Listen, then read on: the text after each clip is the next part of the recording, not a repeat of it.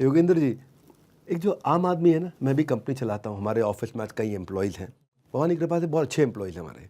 लेकिन फिर भी मैं देखता हूँ साधारण आदमी का पेट खराब हो जाए, सर दर्द हो जाए तो वो डॉक्टर की गोलियाँ खाता है। आपने दुश्मन की 17 गोलियाँ खाई हैं जी, और वो आपको अपने मकसद से नहीं हिला पाई।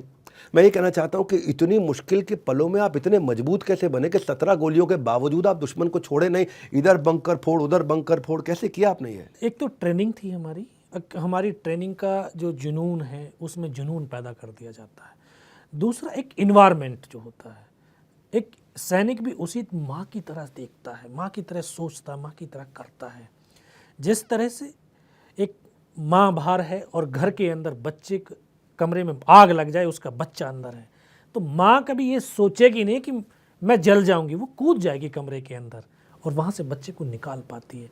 तो जो हमारा सैनिकों के साथ जो एक आत्मिक लगाव होता है, आपस में इंटरपर्सनल जो रिलेशनशिप इतने गहरे होते हैं, तो उस इंटरपर्सनल रिलेशनशिप में जब एक साथी को अगर गोली लग गई है तो वो रोता नहीं है, बल्कि बदले की आग में जलता है और घुर्रा करके शेर की तरह उनके ऊपर झपट्टा मार करके उनको बर्बाद कर देता है। योगेंद्र जी, कहते हैं कि रेजिमेंट में ना सबके सब, आपने बताया एक फैमिली की तरह इंटरपर्सनल रिलेशनशिप की आपने बात करी।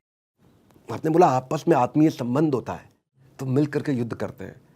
वैसे तो एक उंगली भी अगर जख्म हो जाए तो पूरे हाथ को दर्द होता है, और अगर एक सैनिक अगर शहीद हो जाए तो पूरे रेजिमेंट को दर्द होता है। 527।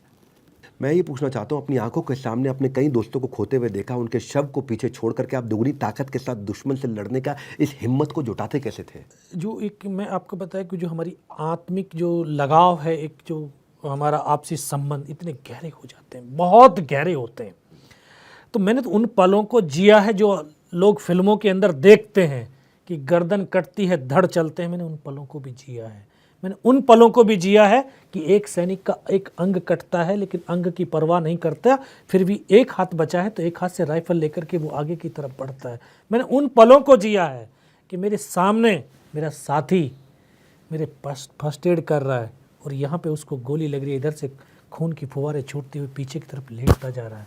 मैंने उस पलों को भी जिया है कि मेरी बगल में बैठा मेरा ट्रेनिंग का साथी, जो मेरा ट्रेनिंग का रूममेट था, और उसकी आखिरी शब्द क्या सुन पाता हूँ और उसको सीने में से प्रश्न लगता है, यहाँ से खून की फुहारें छूटती हैं, वो मेरे गोद में आकर के लेट जाता है। तो जो ये जो साथी है, जब एक घर का एक परिवार होता है, परिवार का एक कोई सदस्य शहीद हो जाता है, मर जाता है, तो पूरा सिविल परिवार रोना धोना शुरू करता है, लेकिन हमारा फौज का सैनिक रोता नहीं है, वो रुला देता है, वो रुलाता है दुश्मन को, उनका बदला लेने की चेष्टा करता है और आगे बढ़ता है।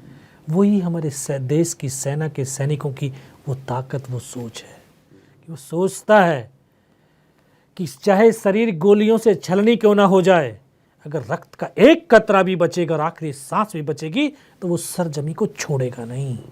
ये ताकत है हमारे देश की सेना की। तो हम भी उसी सेना के सैनिक थे, तो हम कैसे अपने बुजुर्गों के उस वक्तव्य को, उस वीरता को, शौर्य को